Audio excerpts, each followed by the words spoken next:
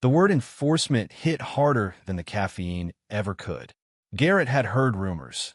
Neighbors fined for parking their trucks in their own driveways, elderly couples harassed for not trimming their hedges to regulation height. But standing here, watching Veronica in her power suit against the backdrop of a place his grandfather built with bare hands, it felt personal. Behind her, a realtor in designer sunglasses was pacing with a measuring tape, jotting notes like the land already belonged to someone else. The image burned into Garrett's mind.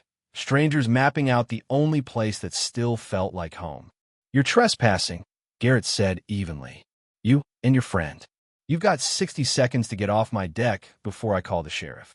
Veronica tilted her head, smile unchanging. "Garrett, don't make this harder than it has to be. I'm giving you an opportunity."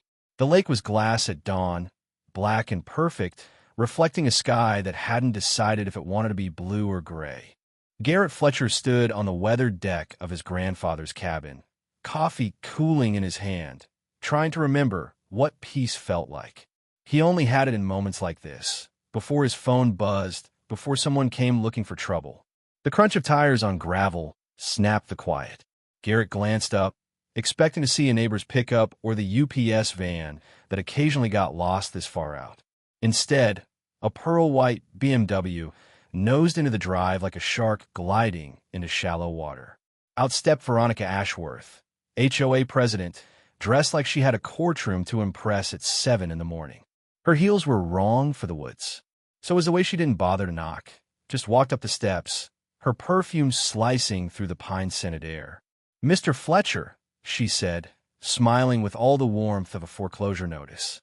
"We need to talk about your property." Garrett didn't move. The boards under his boots creaked, same boards he'd stained with his grandfather every summer as a kid. He remembered Fletcher's voice. "Take care of what you build, boy, because nobody else will." That voice was the only thing keeping him calm. "What's wrong with my property?" Garrett asked. Aside from being mine, Veronica ignored the jab and set a leather folder on the deck rail. Inside was a glossy brochure, an architectural rendering of glass-walled townhouses, a marina that didn't exist, and a neat, white line tracing through the middle of Garrett's land, as if his cabin had already been erased. "We're evaluating the potential for a community upgrade," she said. "A boutique development. Higher property values benefit everyone." And frankly, she let her gaze sweep over the hand-cut logs, the chipped paint, the old Ford parked by the shed. This rustic aesthetic isn't exactly optimized. Garrett took a long sip of cold coffee. "You're on my porch telling me you want to bulldoze my home." "I'm telling you there are options," Veronica corrected. "Generous ones, if you act quickly. Developers are eager. But if you don't comply with HOA standards, we'll have to consider enforcement measures." "Finis. Possibilia." "It gets unpleasant."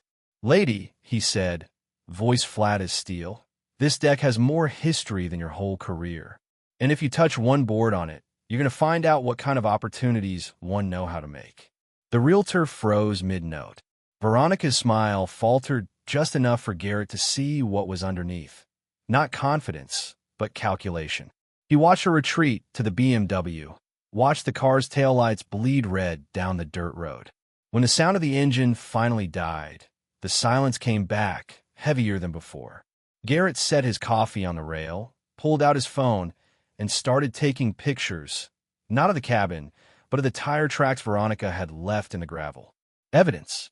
His grandfather had taught him to measure twice before cutting. Today, Garrett decided to measure everything: dates, faces, threats, paper trails. Because this wasn't just about one cabin anymore. If Veronica Ashworth thought she could sell what she didn't own, bully people off the land they'd worked for, then she picked the wrong man to mess with. Garrett stepped inside, the screen door slamming shut behind him, and grabbed a battered file box from under the bed.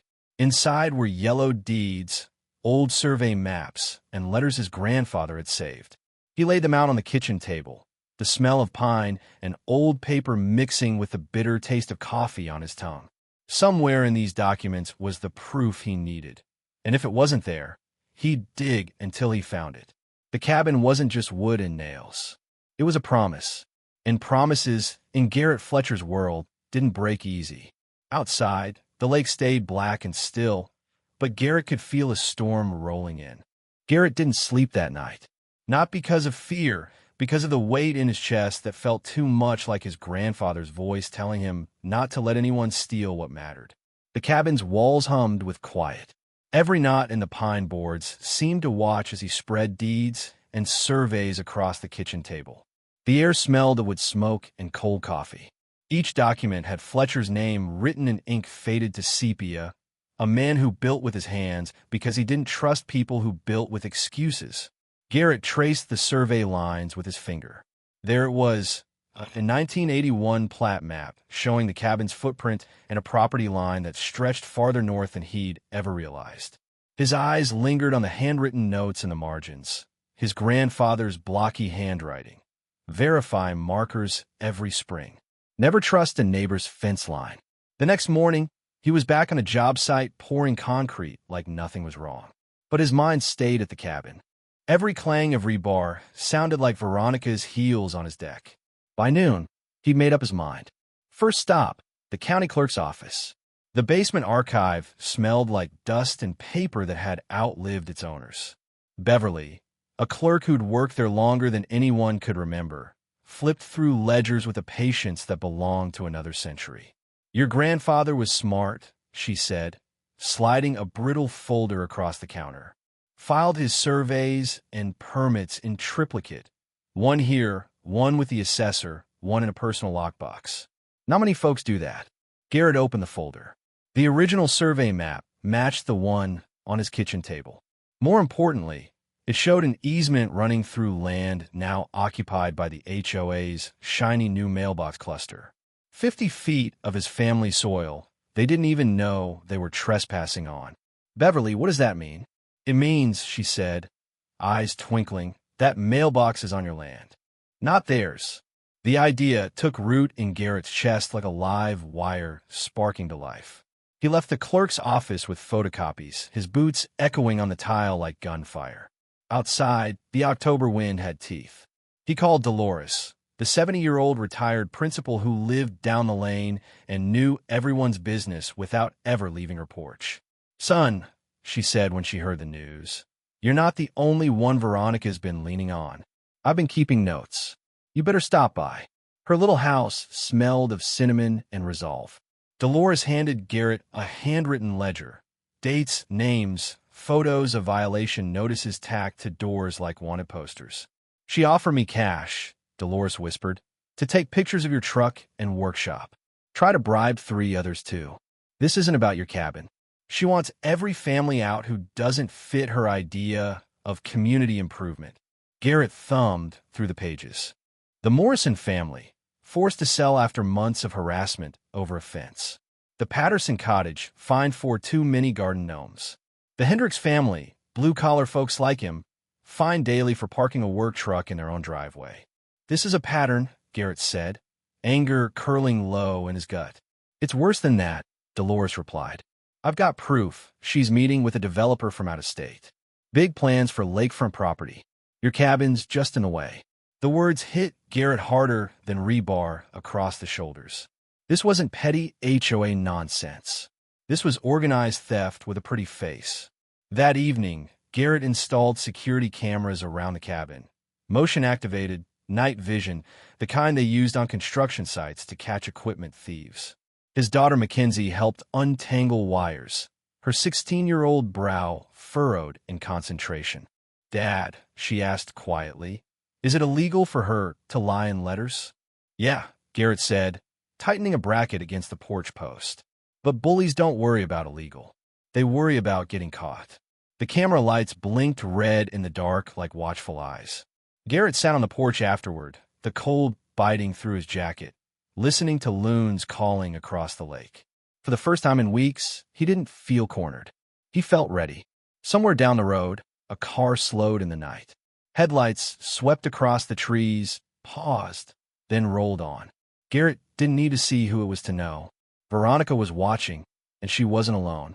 He sipped his coffee, tasting iron instead of bitterness. His grandfather used to say when a foundation cracks, you don't panic. You dig deeper and find a real fault line. Garrett could feel the ground shifting under this fight, and he intended to follow that fault line until something broke. By Thursday afternoon, Garrett thought he had the upper hand. He'd gathered surveys, proof of the easement, and Dolores's meticulous evidence of Veronica's harassment. He'd even met Tom Martinez, the local attorney with a sharp suit and sharper memory for property law. Tom had promised to file an injunction if the HOA tried anything drastic. Paper beats bluff every time, Tom said, sliding Garrett a business card over the diner counter. You've got documentation. She's just got attitude. Garrett wanted to believe that. But by the time he pulled into the cabin driveway that evening, the world had shifted. Two men in county uniforms stood by his grandfather's workshop. One carried a clipboard, the other a roll of yellow tape.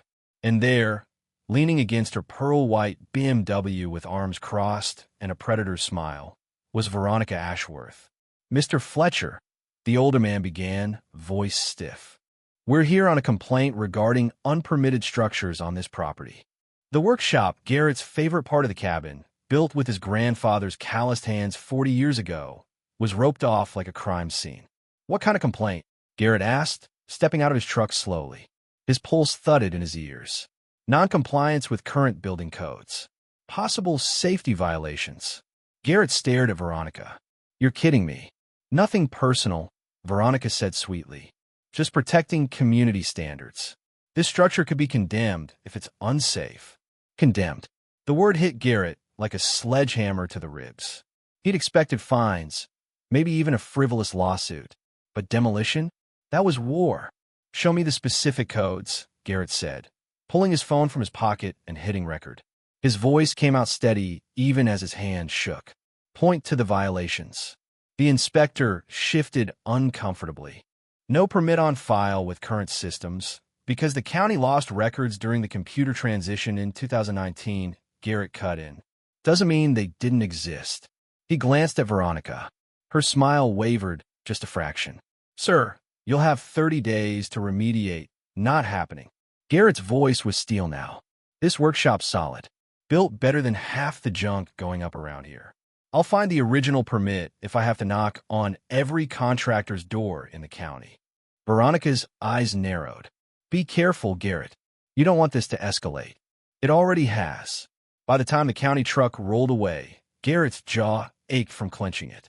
He called Tom Martinez on speakerphone. "She's trying to force your hand," Tom said. "Find that permit. If you can prove code compliance, this whole violation collapses." Garrett spent the next 24 hours chasing leads. He called every contractor who'd worked the lake in the early 80s. The third call hit gold. Jimmy Kowalski, retired but still sharp as a nail. "Fletcher Cabin?" "Hell yes, I remember that job," Jimmy laughed. "Your granddad made me redo the foundation twice because it was off by half an inch. Still got the paperwork somewhere." An hour later, Garrett was standing in Jimmy's basement surrounded by old file boxes that smelled of sawdust and time. There was a 1983 building permit, stamped and signed, along with photos of the workshop construction and final inspection approval. "Mind if I borrow these?" Garrett asked. "Take 'em," Jimmy said, eyes flashing. "Your granddad built things to last. Don't let anyone tear that down." Driving back to the cabin, Garrett felt a surge of triumph. Proof. Solid as the beams in that workshop. But as dusk fell and the lake turned to ink, a different feeling crept in. He pulled up to find tire tracks cutting through the gravel again. Only this time, his motion sensors had caught everything.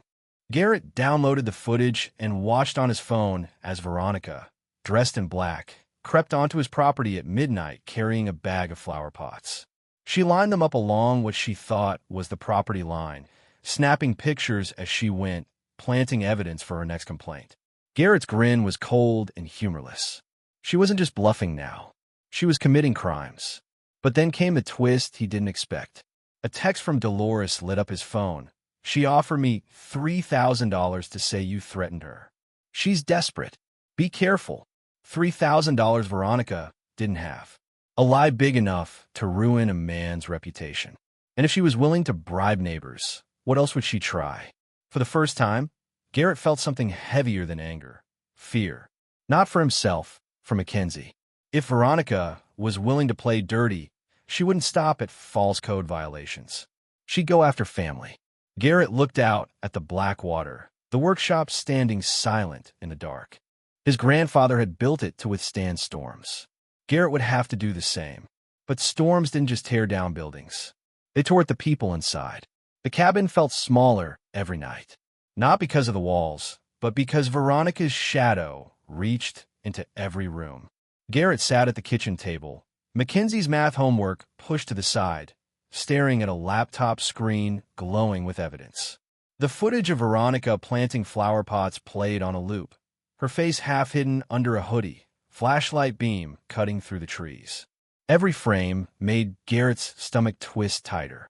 "She's crazy," Mackenzie whispered, peering over his shoulder. "Why is she doing this?" Garrett shut the laptop, not wanting her to see more. "Because some people think rules are weapons, not guidelines. She's trying to get you arrested, isn't she?" Mackenzie's voice cracked. "I heard Dolores on the phone. She's saying you're violent." Garrett forced a calm smile, though his pulse thundered. "Let her talk. We've got proof she's lying." But later, alone on the porch, his hand shook as he lit a cigarette he didn't even want. Proof didn't always matter, not when the lies traveled faster. He'd seen neighbors ruined by rumors before anyone checked the facts. And now Veronica was threatening the only thing in his life that still felt pure, the cabin and his daughter's safety inside it. The next morning, Tom Martinez called with bad news. "She filed an emergency complaint," Tom said. "Claims you threatened her on your property. Says she's afraid for her life. County judge is reviewing it tomorrow." Garrett gripped the phone until his knuckles blanched. "She's setting me up, which means she's scared," Tom said. "You've got her cornered, Garrett. Don't give her an excuse to turn this around." "Cornered animals bite," Garrett muttered. By noon, word had spread through the lake community. Dolores showed up with Roy Hendricks, a Gulf War vet with arms like iron and a voice like gravel. Both carried folders full of photos, letters, even voice messages Veronica had left. "This isn't just about you," Roy said, laying everything out on Garrett's table. "She's been running this scam for years, harassing families until they sell cheap, then flipping the lots to her developer friends. We've got 47 signatures willing to testify." Garrett looked at the stack of evidence, thicker than his grandfather's survey maps, and felt something shift. This fight wasn't just personal anymore. It was bigger than one cabin. But winning meant going public. And going public meant putting Mackenzie's name in the line of fire. That night, Garrett couldn't sleep. He walked the perimeter of the property, the cold biting through his jacket, eyes scanning every shadow for headlights or movement. The cameras blinked red, recording everything, but still he felt exposed. When he came back to the porch, Mackenzie was waiting with 2 mugs of cocoa, her face pale in the moonlight. "Dad," she said quietly, "what if she calls CPS?" Garrett froze. "Who told you that?" "Dolores said Veronica's done it before to the Pattersons. Said their house was unsafe because of tools in the yard. Their kids had to stay with relatives for 2 weeks." Garrett's chest burned hot, then cold. He crouched so they were eye level. "Listen to me. No one's taking you anywhere. Not for 1 second. You're safe here. But what if she lies?" Garrett swallowed hard. "Then we tell the truth louder." Mackenzie nodded, but her eyes stayed wide, uncertain. Garrett pulled her into a hug, holding her longer than usual, feeling how small her shoulders were beneath the hoodie. Veronica hadn't just crossed legal lines. She'd crossed human ones. The next morning, Garrett stood in front of the mirror, tie crooked, suit jacket borrowed from Tom Martinez. Today was the county hearing. Today Veronica would try to paint him as the villain. Before leaving, Garrett tucked the original building permit and security footage into a hardshell binder. Then he added something else, a photograph of his grandfather standing on that same porch, hammer in hand, grin full of sawdust and pride. "This isn't just paperwork," Garrett muttered to his reflection. "This is blood." As he climbed in his truck, he saw a black SUV parked down the road. Windows tinted, engine idling. Watching, Garrett tightened his grip on the steering wheel and drove toward town, knowing the next 24 hours would decide everything. Either Veronica would win by fear, or the truth would finally catch up to her. And if the truth wasn't enough, Garrett would find another way. The county courthouse smelled of cold marble and old coffee. Garrett sat in the second row, binder clutched tight, as Veronica Ashworth took the stand. She wore black like she was attending a funeral, though the only thing dying here was the truth she'd tried to strangle. "Mr. Fletcher has threatened me repeatedly," Veronica told the judge, voice quivering just enough to sound rehearsed. "I'm afraid for my safety and for this community." Garrett didn't flinch. He could feel Mackenzie watching from the back row, Dolores and Roy flanking her like sentinels. He couldn't show fear. "Not here." Tom Martinez rose. "Your Honor, may I respond?" The judge nodded. Tom clicked a remote, and the projector screen lit up with grainy night vision footage. Veronica herself, sneaking across Garrett's property with a duffel bag, planting flower pots and snapping photos. The room went silent except for the hum of the machine. "Ms. Ashworth," Tom said evenly, "can you explain why you were on my client's property at midnight, after filing this very complaint?" Veronica's lips parted, but no words came out. The judge leaned forward. "Answer the question." "I was inspecting," she stammered. "Inspecting?" Tom's voice sharpened. "In black clothing? With no notice? And a bag full of props?" A ripple of laughter moved through the gallery. Garrett stayed stone-faced, though inside he felt a grim satisfaction coil tight. Tom advanced to the next slide. A scan 1983 building permit stamped and signed. "This proves Mr. Fletcher's workshop is fully compliant. Your claims of code violations are false." And this, he switched again to a ledger of HOA withdrawals, shows $400,000 in HOA funds unaccounted for under your signature. Gasps filled the room. Veronica's composure cracked. That's not. Roy Hendricks stood from the back row. "Tell them about the bribes, Veronica," he shouted. "Tell them how you tried to buy my silence." The judge banged the gavel. "Order in the court." But it was too late. The air had shifted. Garrett could feel it. The weight of every neighbor Veronica had bullied pressing down on her at once. Tom delivered the final blow, a signed statement from Dolores. "Your Honor, Ms. Ashworth offered this witness $3,000 to fabricate a threat against my client." The judge turned to Veronica. "Do you deny this?" Her silence was louder than any denial. By the time the gavel fell, the ruling was clear.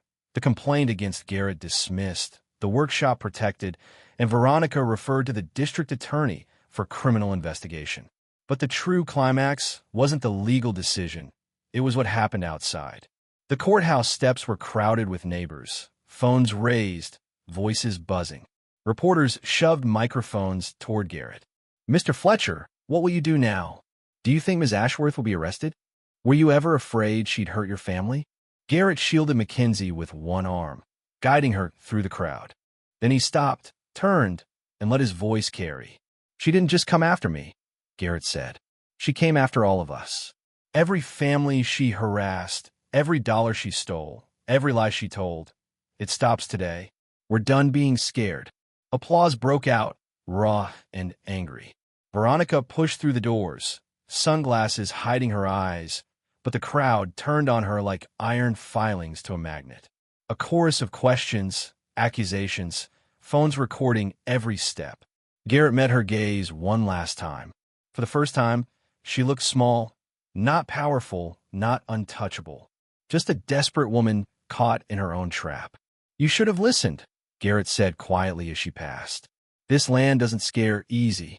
That night, back at the cabin, Garrett lit the old workshop lantern his grandfather had left behind. Mackenzie curled on the porch swing, exhausted but smiling for the first time in weeks. "Did we win?" she asked.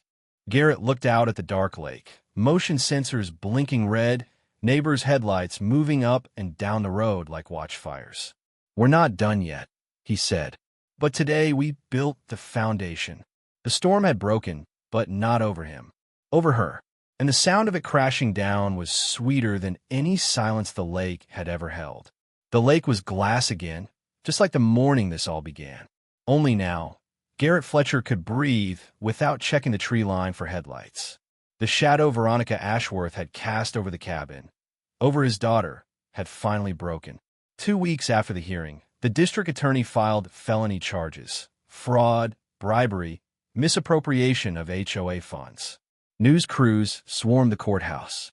Neighbors who'd been too scared to speak finally came forward, voices steady with relief. Veronica's pearl-white BMW was impounded outside her gated house, a symbol of how quickly power can rust. Garrett didn't celebrate. Not at first. He watched it all happen with a craftsman's patience, like waiting for fresh concrete to cure. Justice had to set fully before it could bear weight. The neighborhood changed almost overnight. Roy Hendricks organized an emergency meeting on the community lawn, this time without Veronica's gavel to silence them. Families Garrett barely knew showed up carrying coolers and folding chairs. Dolores passed around lemonade like a general rallying her troops. When the vote came to dissolve the HOA's board and replace it with a resident committee, every hand went up. "We're not letting one snake turn us against each other again," Dolores said, her voice sharp as ever. Garrett didn't want a title, but they gave him one anyway: chair of the Oversight Committee. "You're the only one stubborn enough to keep us honest," Roy said with a grin. It felt strange, sitting at a card table under a string of porch lights, signing papers not to protect himself alone, but everyone around him. His grandfather would have liked that. The old man always believed a good foundation wasn't just built of stone and wood. It was built of people who showed up when it mattered. One cold evening, Garrett and Mackenzie walked the cabin property together. The cameras still blinked red on the porch posts, but they didn't feel like warnings anymore, just quiet signals. "Do you think she hates us?" Mackenzie asked suddenly. Garrett glanced down at her. "Maybe, but that's her problem, not ours." Mackenzie hesitated. "I was scared she'd take me away." Garrett crouched, so their eyes met. "That's never happening. Not now. Not ever. You hear me?"